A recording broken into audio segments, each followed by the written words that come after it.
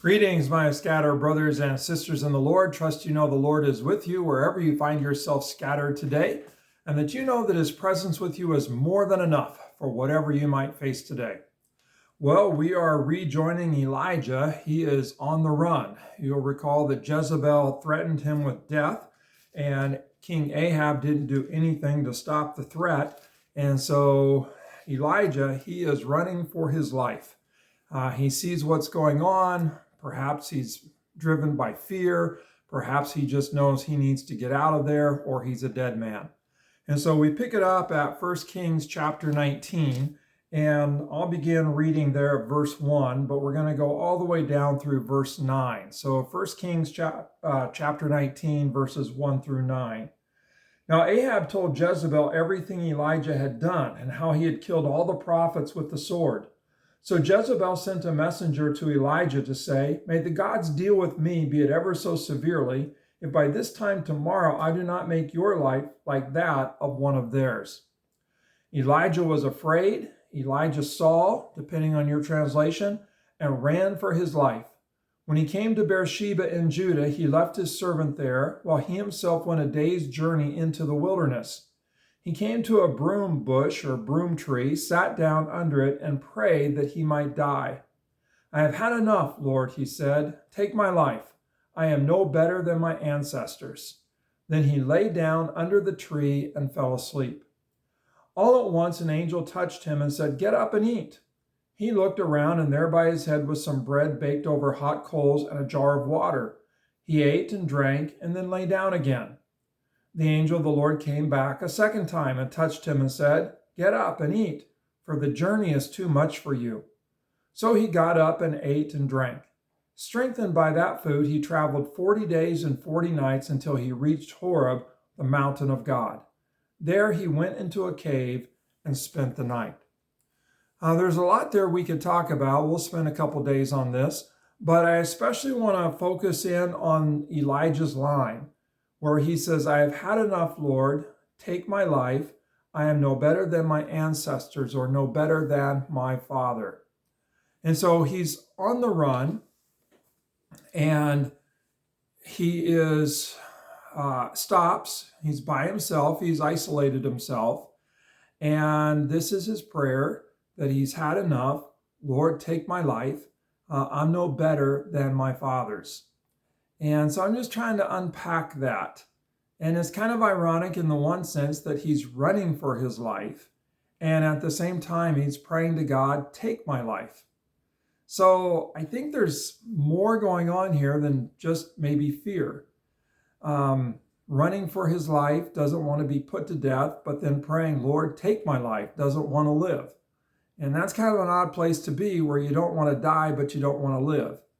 And then his line is, "I am no better than my fathers, no better than my ancestors." And maybe he just doesn't want to be put to a painful death, a torturous death, a humiliating death, which Jezebel would inflict upon him. Maybe he just wants a peaceful death, a death where nobody sees him die, a death out in the wilderness where God simply takes him. Maybe that's what he wants. And so, running for his life, but praying for God to take his life. But I'm no better than my ancestors, no better than my fathers. In what way was he hoping to be better? In what way was he hoping that things would, turn out differently? And now maybe things have just turned out the same, and he's no better than his fathers, no better than his ancestors. See, I'm kind of thinking that Elijah had great expectations, that when he performed that contest and the Lord answered by fire and the people declared that the Lord is God, I'm thinking that Elijah thought, yeah, he's the guy, he's the prophet that the Lord really used to turn everything around, that he made a difference, that Israel was returning to the Lord. And when Jezebel breathed out her threat against him, and Ahab nor the people did anything about it, I think he realizes, wow, I wasn't any more successful than my fathers. I'm not any better at turning the people around than what my ancestors were, than what my fathers were, than what other prophets were, or other leaders were. That he sees basically that he didn't bring about any greater change than what they had brought about. And you might even say that he failed just as they failed. And so, Lord, I'm through. I'm done. Take my life. I'm no better than my fathers, no better than my ancestors. I wasn't able to turn the people around any more than they were. And so he's running for his life, and he is depressed, maybe fearful, maybe exhausted, maybe in shock, probably all of the above. And he falls asleep, and what we'll see is the Lord provides for him. And he's able to continue the journey. And where he's journeying is basically Mount Sinai, where the Lord had met Moses. And so he's running, not simply from Jezebel, but he's running to the Lord. But he's running feeling like a failure. I'm done. I've had it. I'm through. Can't do any more. Take my life. I'm no better than the ones who went before me. Now, I think about this and I think, wow, how often do we feel like we're going to make a difference? Whether we think we're going to change the world and make it a better place and that God's going to be glorified, whether we think we're going to change the church and make the church better, and so that God is glorified and people truly come to know the Lord and worship the Lord, whether we think with the place where we work, we got plans, we're going to make it better, our families, that we're going to make a difference in our families and that we're going to see change and we're going to see people turn to the Lord. I wonder, how often our expectations are great and then they're crushed. That we're just convinced that the Lord is going to use us to make this huge difference. And then all of a sudden we realize that, wow, things are still the same. That nobody has really ever changed or deeply changed. And so then we feel like we're under attack. Then we feel like we failed. And it's like, Lord, I'm done. I can't do anymore.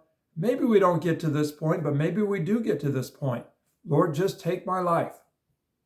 Get me out of here. I'm no better. I'm no more successful. I haven't changed anything. So Lord, I'm done. Take my life. I'm no better than those who went before me. That's where Elijah's at. I suspect that from time to time, that's where we're at, where we just feel like, wow, I've done all this, and what difference has it made? Lord, I'm done. Take my life. Get me out of here. I'm no better than those who went before me. Nothing's changed. Well, as you know, the Lord doesn't take his life. As you know, the Lord actually provides for him and strengthens him and enables him to make the journey, to the Lord. I don't want to get too far ahead in the story, but wherever you find yourself scattered today, just realize that while you might be done, it doesn't look like the Lord is done, and that the Lord is giving Elijah strength. And so when you feel like you're done, run to the Lord. And when you feel like you're done, well, the Lord's not. And so I'll leave it at that.